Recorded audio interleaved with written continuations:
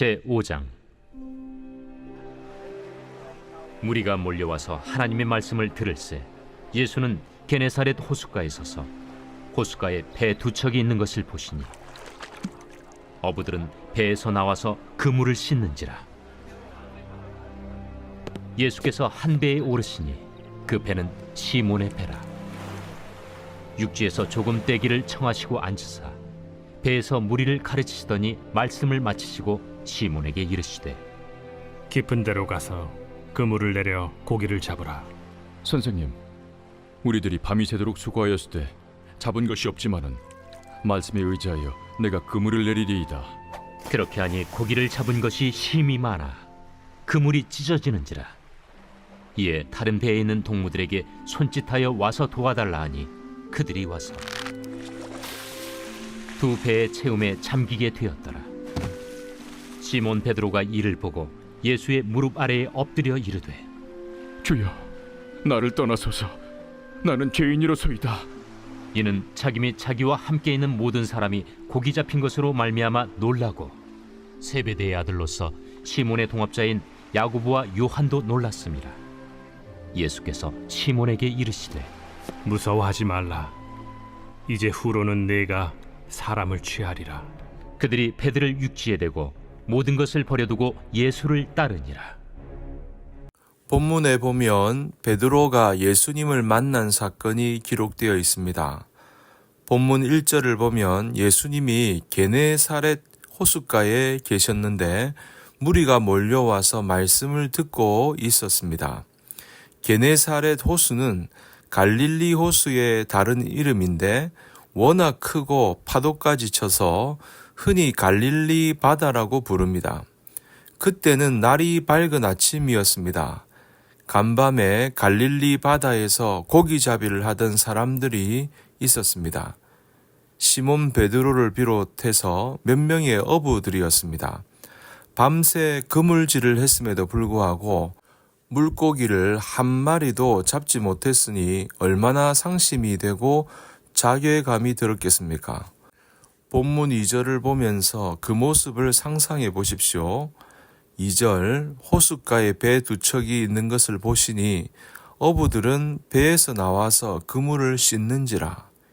피곤해 지친 얼굴, 축 처진 어깨를 하고서 그물을 씻고 정리하는 모습이 눈에 선합니다. 그들은 갈릴리 바다에서 잔뼈가 굵은 어부들입니다. 나름대로 경험도 있고 기술도 있었습니다.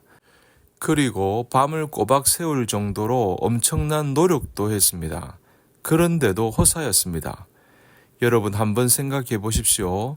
인간이 계획하고 노력한 대로 인생이 척척 되나요? 그리고 실력이나 경험대로 됩니까? 그렇지 않습니다. 천하의 솔로몬도 인생이 마음대로 안 된다는 사실을 이렇게 노래합니다. 시편 127편 1절 2절, 여호와께서 집을 세우지 아니하시면 세우는 자의 수고가 헛되며 여호와께서 성을 지키지 아니하시면 파수꾼의 깨어있음이 헛되도다. 너희가 일찍이 일어나고 늦게 누우며 수고의 떡을 먹음이 헛되도다.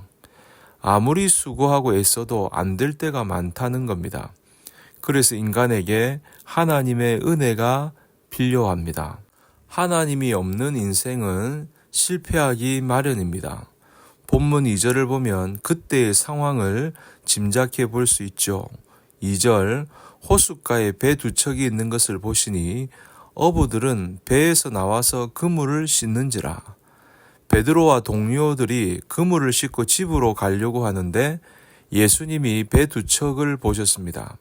그리고 두 배 중에서 의도적으로 베드로의 배에 올라타신 것 같습니다.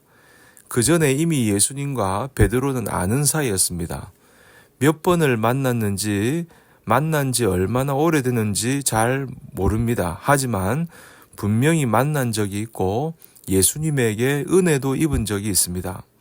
누가복음 4장 말미에 보면 베드로의 장모가 열병에 걸려 앓고 있을 때에 고쳐주신 사건이 기록되어 있습니다.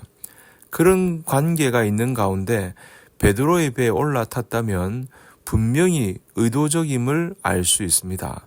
3절 예수께서 한 배에 오르시니 그 배는 시몬의 배라. 육지에서 조금 떼기를 청하시고 앉으사 배에서 무리를 가르치시더니 예수님이 베드로의 배에 올라타신 후 말씀을 전하십니다. 그는 꼼짝없이 그 말씀을 다 들어야 했습니다. 그때 그의 심정이 어떠했을까요? 밤을 새우고 허탕을 쳤으니 얼마나 피곤하고 짜증이 났겠습니까? 그런 가운데 말씀이 끝났습니다. 그 순간 얼마나 좋았겠습니까? 이제 집에 돌아가도 됩니다. 그런데 예수님이 베드로를 콕 집어서 말을 것입니다. 4절 말씀을 마치시고 시몬에게 이르시되 깊은 데로 가서 그물을 내려 고기를 잡으라. 이것은 상식적으로 볼 때 아주 황당한 일입니다. 밤새 수고했지만 허탕을 쳤습니다. 게다가 갈릴리 바다는 낮이 되면 고기가 얕은 데로 모여들어서 깊은 데서 그물을 내리는 것은 비상식적입니다. 게다가 베드로가 누구입니까? 갈릴리 바닷가에서 잔뼈가 굵은 베테랑 어부입니다. 그 반면 예수님은 외적으로 보면 누구입니까? 아버지를 도와 목공일을 하던 목수 출신입니다. 이런 상황에서 베드로는 당연히 짜증을 내야 합니다. 참았던 감정이 폭발할 수도 있습니다. 그런데 베드로가 순종합니다. 예수님의 말씀을 들으면서 어느새 자기도 모르게 말씀에 빠져들었고 마음속에 믿음이 생긴 것입니다. 그 전에 장모의 병을 고쳐줘서 특별한 분인 줄은 알았지만 이제 말씀을 듣고 나서 예수님에 대한 마음이 생겼습니다. 그가 순종하는 모습을 보십시오. 5절 시몬이 대답하여 이르되 선생님 우리들이 밤이 새도록 수고하였으되 잡은 것이 없지만은 말씀에 의지하여 내가 그물을 내리리이다 하고 그는 예수님을 선생님으로 부릅니다. 말씀을 잘 가르치는 아주 훌륭한 랍비라는 겁니다. 그만큼 그의 마음속에 예수님에 대한 기대감 혹은 작은 믿음이 싹 텄음을 알 수 있습니다. 자신의 지식이나 경험에는 맞지 않지만 예수님의 말씀을 믿고 한번 해보겠다는 반응입니다.